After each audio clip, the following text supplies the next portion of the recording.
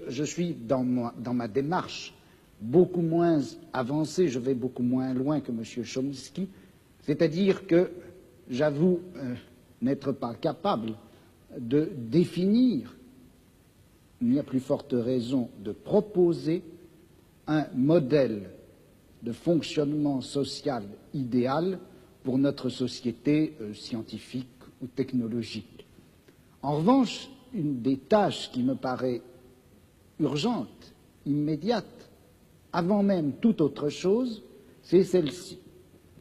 On a l'habitude, du moins dans notre société européenne, de considérer que le pouvoir, il est localisé entre les mains du gouvernement et il s'exerce par un certain nombre d'institutions bien particulières qui sont l'administration, en France on appelle ça préfectorale, enfin je ne sais pas comment on dit ailleurs, l'administration, la police, l'armée. On sait que toutes ces institutions-là sont faites pour transmettre les ordres, les faire appliquer et punir les gens qui n'obéissent pas. Mais je crois que le pouvoir politique, il s'exerce encore, il s'exerce en outre, de plus, par l'intermédiaire d'un certain nombre d'institutions qui ont l'air comme ça de n'avoir rien de commun avec le pouvoir politique, qui ont l'air d'en être indépendantes et qui ne le sont pas. On sait bien que l'université, d'une façon générale, tout le système scolaire, qui en apparence est fait simplement pour distribuer le savoir, on sait que cet appareil scolaire est fait pour maintenir au pouvoir une certaine classe sociale et exclure des instruments du pouvoir toute une autre classe sociale.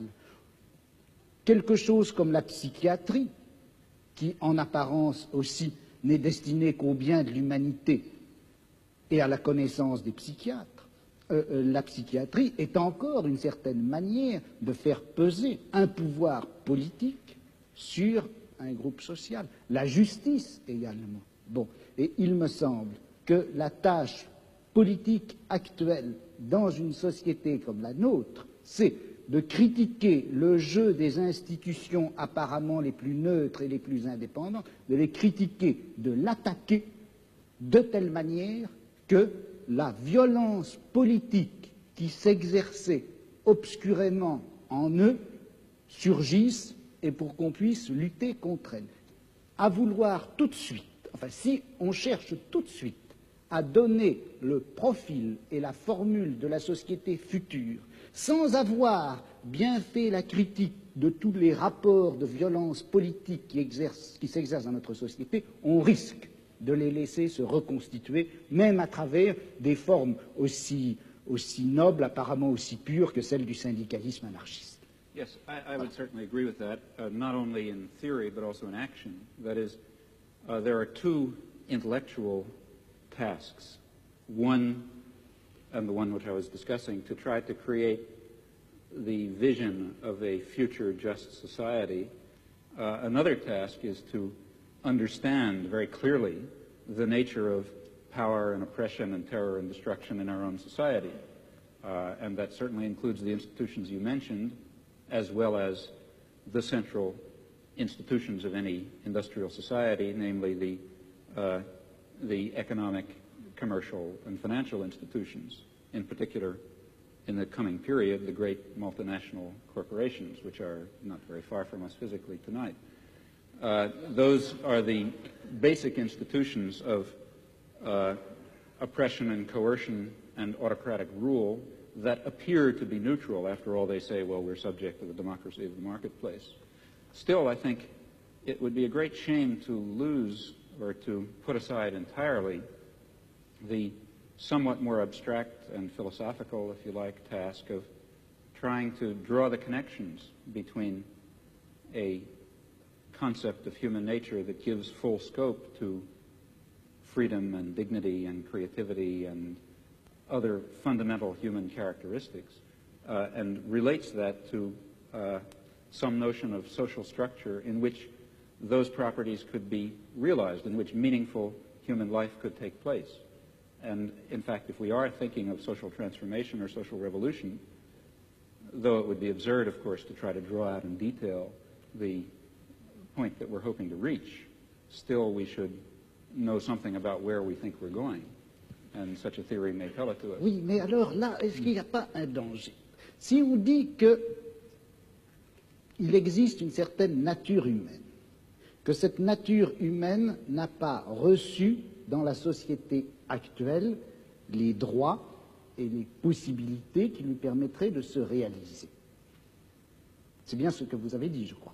Et si on admet cela, est-ce qu'on ne risque pas de définir cette nature humaine à la fois idéale et réelle, cette nature humaine cachée et réprimée jusqu'à présent, est-ce qu'on ne risque pas de la définir dans des termes que nous empruntons à notre société, à notre civilisation, à notre culture? Je vais prendre un exemple qui est un peu caricatural, mais le marxisme d'une certaine époque, à la fin du XIXe, au début du XXe siècle, le marxisme admettait en effet que dans la société capitaliste, l'homme ne recevait pas toutes ses possibilités de développement et de réalisation, que la nature humaine était effectivement aliénée dans le système capitaliste.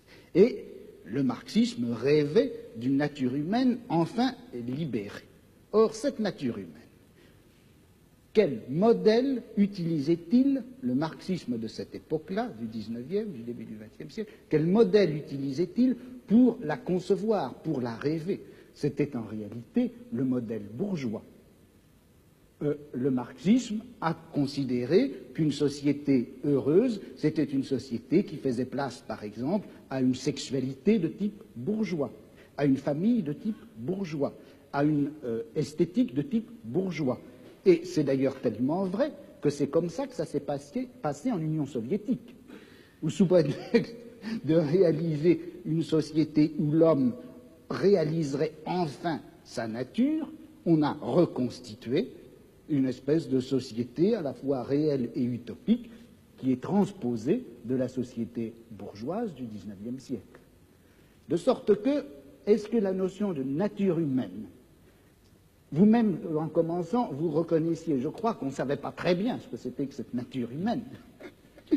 Alors, est-ce qu'il ne risque pas de nous induire en erreur? Vous savez que Mao Tse-tung parlait de nature humaine bourgeoise et de nature humaine prolétarienne, et il considère que ce n'est pas la même chose.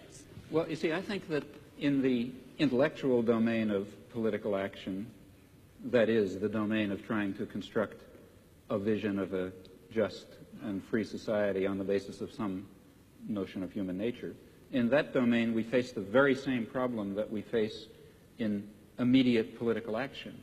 For example, to be quite concrete, a lot of my own activity really has to do with the Vietnam War, and a good deal of my own energy goes into civil disobedience. Well, civil disobedience in the United States is an action undertaken in the face of considerable uncertainties about its effects. For example, it threatens the social order in ways which, let's say, one might argue, bring on fascism. That would be very bad for America, for Vietnam, for Holland, and for everyone else. So there's a danger, that is one danger in undertaking this concrete act. On the other hand, there's a great danger in not undertaking it. Namely, if you don't undertake it, the society of Indochina will be torn to shreds by American power. And in the face of those uncertainties, one has to choose a course of action. Well, similarly, in the intellectual domain, one is faced with the uncertainties that you correctly pose. Our concept of human nature is certainly limited, partial, socially conditioned, constrained by our own character defects and the defects and the limitations of the intellectual culture in which we exist. Yet at the same time, it's of critical importance that we have some direction, that we know what impossible goals we're trying to achieve if we hope to achieve some of the possible goals. And that means that we have to be bold enough to speculate and create social theories on the basis of partial knowledge while remaining very open to the strong possibility, in fact overwhelming probability, that at least in some respects we're very far off the mark.